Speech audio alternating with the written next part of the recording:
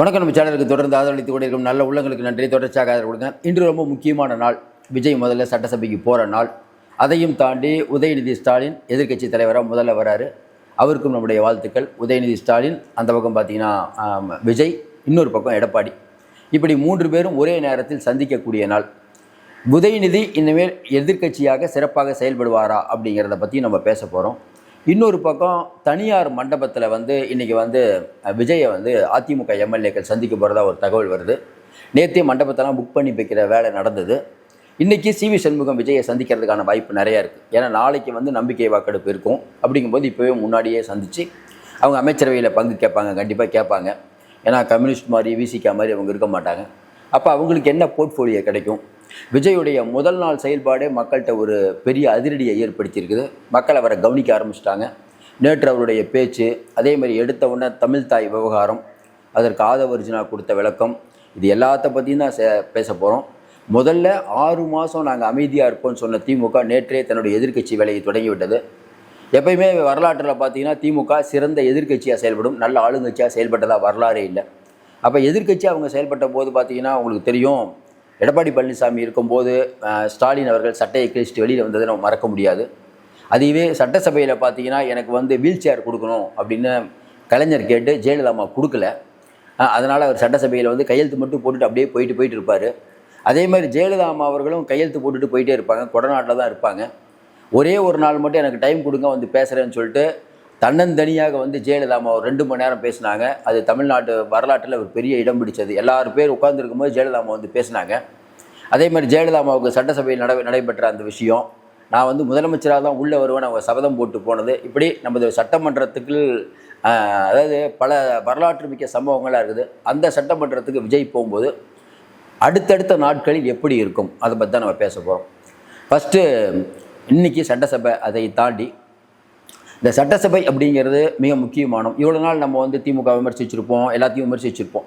இன்றைக்கி அப்படி இல்லை. ஏன்னா இன்றைக்கி விஜய் அவர்களும் உதயநிதி அவர்களும் சந்திக்கும் போது இயற்கையிலே மக்களுக்கு என்ன தோணும்? மக்கள் என்ன நினைக்கிறாங்கன்னா, உதயநிதி அவர்களும் விஜய் அவர்களும் நேருக்கு நேர் பார்த்துக்கிட்டா ரொம்ப பார்த்துக்க மாட்டாங்க.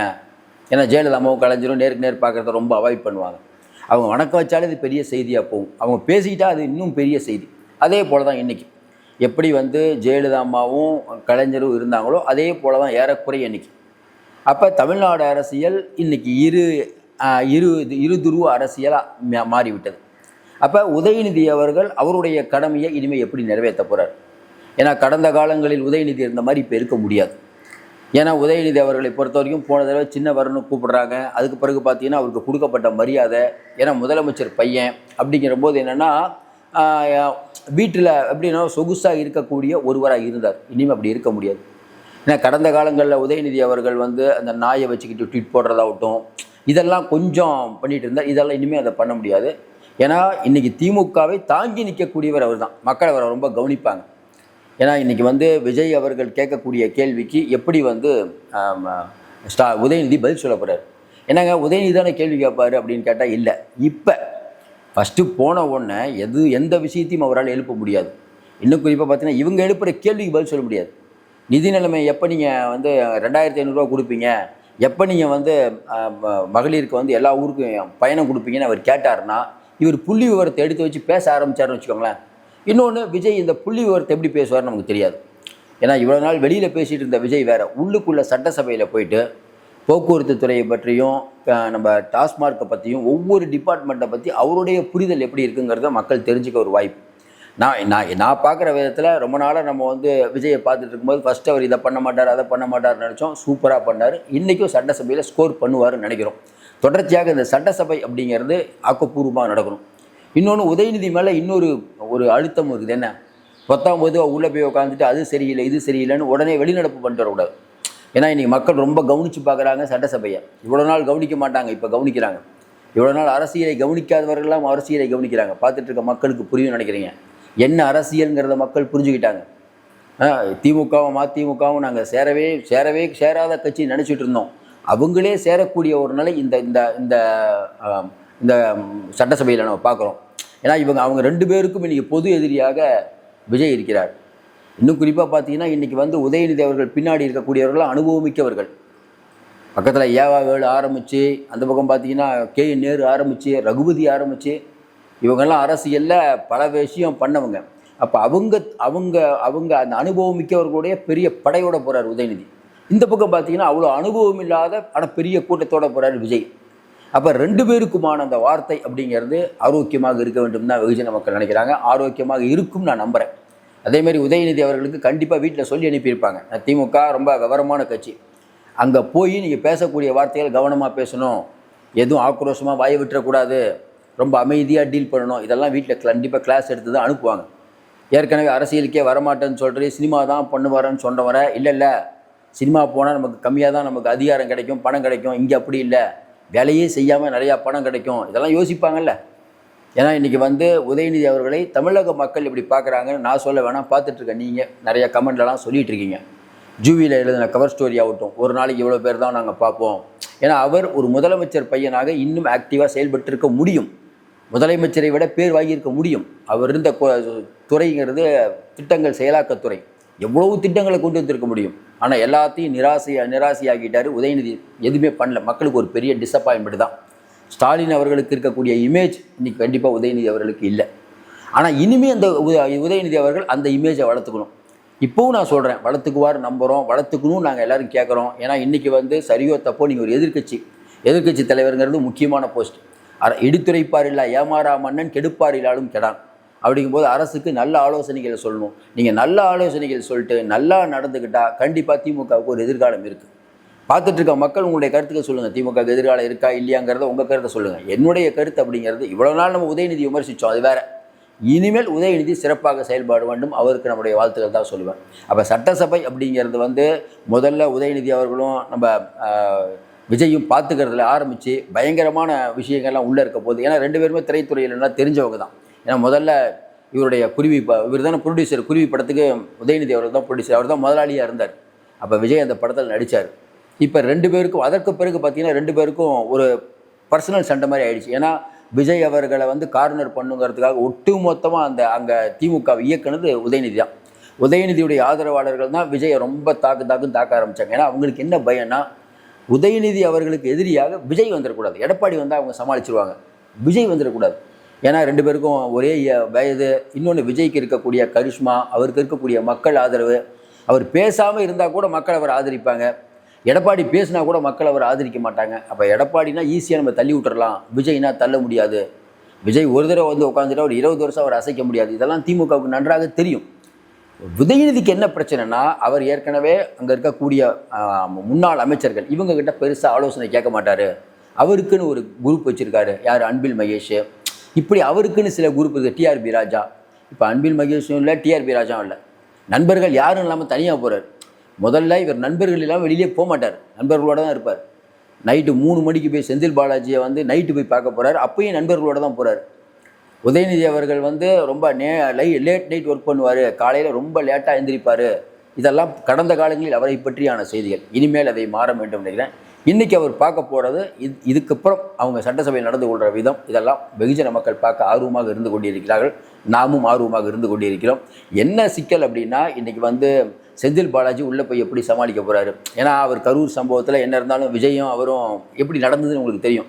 இன்றைக்கி பதவி ஏற்கும் போதே ஒரு மாதிரி சங்கடத்தோடு தான். இனிமேல் முதலமைச்சர் விஜய்னு நீங்கள் கூப்பிடணும், நடிகர்லாம் கூப்பிட முடியாது. அதே மாதிரி சேகர் பாபு, பல பேருக்கு பல சங்கடங்கள் இருக்குதில்ல, மறுக்கவே முடியாது. ஏன்னா இவங்கெல்லாம் செந்தில் பாலாஜி ஆகட்டும், சேகர் பாபு ஆகட்டும், இவங்கெல்லாம் வெளியில் வீரமாக பேசினா கூட இன்னுமே அவங்களுக்கு முதலமைச்சர் அவர் நினச்சா என்ன பண்ண முடியுங்கிறது உங்களுக்கு தெரியும். ஏன்னா மடியில் களம் இருக்கிறது, வடியில் நீங்கள் பயந்தே ஆக வேண்டும். அப்போ அடுத்தடுத்த நாட்களில் பல விஷயங்கள், எல்லா விஷயங்களும் சட்டசபையில் பேசுகிறதுக்கு நீங்கள் கேஸ் போட முடியாது. பல விஷயங்கள் உள்ளே பேசப்படும். அந்த விஷயத்துக்கெல்லாம் நீங்கள் எப்படி பதில் கொடுக்க போகிறீங்க? ஏன்னா திமுக கேள்வி கேட்குறது ரொம்ப கஷ்டம். ஏன்னா இன்றைக்கி டாஸ்மார்க்கில் நடக்கிற கொள்ளையாகட்டும், அதுக்கப்புறம் அறநிலைத்துறையில் போன தடவை நடந்த சேகர்பாபு துறையில் நடந்த கொள்ளையாகட்டும், பொதுப்பணித்துறையில் நடந்த கொள்ளையாகட்டும், வேலைவாய்ப்புக்கு லஞ்சம் வாங்குகிற கேஸில் இடி எப்போ வழக்கு பதிவு செய்யலான்னு காத்துட்ருக்குது. உயர்நீதிமன்றம் ஹெட்டுன்னு சொல்லிடுச்சு. யார், நேரவர்களுக்கு. பெரியசாமி இருக்கக்கூடிய சிக்கல். பெரியசாமி உள்ளே போகிறாரு, சட்டசபைக்கு போகிறார், அவங்க பையனும் செந்தில்குமாரும் போகிறார், 2 பேரும் போகிறாங்க. அப்போ வாரிசு அரசியல் இதெல்லாம் கண்டிப்பாக அங்கே இருக்கக்கூடியவங்க பேசுவாங்க. எப்படி இருந்தாலும் முன்னேற்ற பாதையில் எல்லோரும் செல்லுங்கிறது தான் நம்மளுடைய எண்ணம். இது ஃபஸ்ட்டு. அடுத்து இன்னொன்று சொல்லிடுறேன். என்னை பொறுத்தவரையில் விஜய் உள்ளே உட்காந்துட்டு இவங்களை கிண்டல் அடிச்சுட்டு அந்த மாதிரிலாம் இருக்க மாட்டார். நான் ரொம்ப திடமாக நம்புறேன். ஏன்னா விஜய் ரொம்ப நாள் பார்க்கறதுனால அவர் ஆக்கப்பூர்வமாக மட்டும்தான் பேசுவார். அதை வெகுஜன மக்கள் ரசிப்பார்கள். கண்டிப்பாக சட்டசபையிலையும் அவர் ஸ்கோர் பண்ணுவார். பார்த்துட்ருங்க. இன்னொரு பக்கம் சிவி சண்முகம் விஜய்க்கு லட்டு மாதிரி விழுந்த வாய்ப்புங்கிற மாதிரி நேற்று வந்து திருமா சொன்னார்.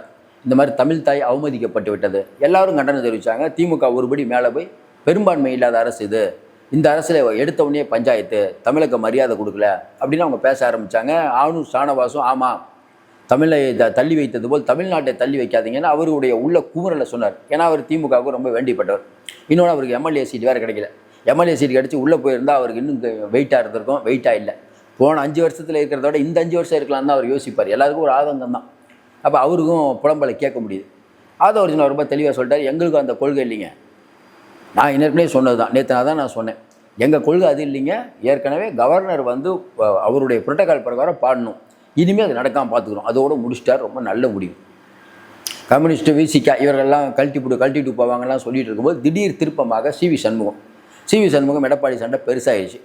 சிவி சண்முகம் நேற்றே வந்து கொளத்தூர் கிருஷ்ணமூர்த்தி போய் வந்து விஜயை பார்க்குறதா ஒரு தகவல் இருந்தது. என்ன நடந்ததுன்னு தெரியல. ஏன்னா ஃபோட்டோலாம் வராமல் ஆதாரம் இல்லாமல் பேச முடியாது. ஆனால் சிவி சண்முகம் தரப்பில் எம்எல்ஏக்கள் விஜயை சந்திக்க போகிறாங்க. ஏன்னா நாளைக்கு ஃப்ளோர் டெஸ்ட் இருக்கும்போது முன்னாடியே சந்திக்கிறாங்க. அதிமுக ஏறக்குறைய உடஞ்சதுன்னு தான், இனிமேல் ஒட்ட வச்சாலும் உடையாது. ஏன்னா ஒரு பிளவு வந்த மாதிரி தான் தெரியுது. அப்போ சிவி சண்முகம் தரப்பு வந்து விஜய்கிட்ட வந்தால் விஜய்க்கு வந்து பெரும்பான்மையோட சூப்பர் பெரும்பான்மை கிடச்சிரும். அப்போ அதிமுகவில் இருக்கக்கூடியவங்களும் பயந்துட்டு இருப்பாங்க. ஏன்னா ஏற்கனவே ஒரு 120 இருக்குது. பிசிகா கம்யூனிஸ்ட்டுக்கும் கொஞ்சம் நடுக்கம் இருக்கும். ஏன்னா நம்ம போனால் கூட அதிமுக ஆதரவு கொடுக்கும்போது இந்த அரசு நிலையாக அரசாக இருக்குமா இல்லையான்னு கேள்வி இருந்தது. நிலையாக அரசு ஆயிடுச்சு. நம்ம ஏற்கனவே இதான் சொன்னோம். கண்டிப்பாக நிலையாக அரசு 5 ஆண்டுகள் சூப்பரான ஆட்சியை கொடுக்கும். எல்லாத்தையும் தாண்டி இந்த ஆட்சி போகணும்னு நிறைய பேர் விரும்புகிறாங்க. நான் என்ன சொல்கிறேன்னா, இந்த ஆட்சி நிலைக்க வேண்டும். இந்த ஆட்சி ஒரு பொற்கால ஆட்சியை தமிழ்நாட்டுக்கு கொடுக்க வேண்டும். தமிழ்நாட்டில் இதுவரை நடந்த பல கொலை ஏகப்பட்ட விஷயங்கள் நடந்து உங்களுக்கு தெரியும். நம்ம எடப்பாடி பழனிசாமி ஆட்சியிலேருந்து ஸ்டாலின் ஆட்சி வரைக்கும் பல விஷயங்கள் உங்களுக்கு தெரியும். கொடநாடு மர்மம் என்ன ஆச்சுன்னே நமக்கு தெரியல. அம்மா மர்மத்தில் மர்மம் இருக்குன்னாரு, அதையும் கண்டுபிடிக்கல. திமுக ஆட்சி நடக்கக்கூடிய பல ஊழல்கள் எல்லாம் அப்படியே நிற்கிது. வேலுமணி, தங்கமணி, விஜயபாஸ்கர், வீரமணி, ஏகப்பட்ட பேர் ஊழல். இந்த பக்கம் திமுக மேலே ஊழல். இந்த ஊழல்களை எல்லாம் இந்த ஊழல்கள் இல்லாத அரசு இருந்தால் போதுங்கிறாங்க மக்கள். இவங்க உள்ளத்தள்ளுன்னு கூட கோவலை. இன்னும் நல்லா ஞாபகம், அதிமுக மேலே இருக்க அதிமுக மேலே கூட மக்கள்லாம் கோவமே இல்லைங்க. திமுக மேலே தான். போன 5 வருஷம் இவங்க பண்ண விஷயம், அதிமுகவில் கொள்ளை அடித்தாலும் அவங்க மக்களுக்கு பெருசாக அந்த ரவுடித்தனம் பண்ணல. இவங்க அந்த அளவுக்கு பண்ணியிருக்காங்க. மக்கள் இவர்களை தண்டிக்க வேண்டும் நினைக்கிறாங்க. தண்டிப்பதற்கு ஒரு அருமையான வாய்ப்பு இருக்கிறது. ஏனால் விஜய் கண்டிப்பாக சாட்டையை சுழட்டாமல் விட மாட்டார். அவர் எப்படி விட்டுட்டு இருப்பார்? பணம் அடித்தவங்களை விட்டுட்டு இருக்க மாட்டார். மக்களுக்கு நல்லது கண்டிப்பாக செய்ய ஒரு முயற்சி செய்து கொண்டிருக்கிறார். அதற்கு நாமும் ஆதரவு கொடுக்குறோம். தொடர்ந்து நம்ம நிறைய அண்மை தகவலை தந்துட்டு இருக்கோம். தொடர்ந்து உங்கள் கருத்துக்களை சொல்லுங்கள். மாறுபட்ட கருத்து இருந்தாலும் வரவேற்கிறோம். மீண்டும் சந்திப்போம். நன்றி, வணக்கம்.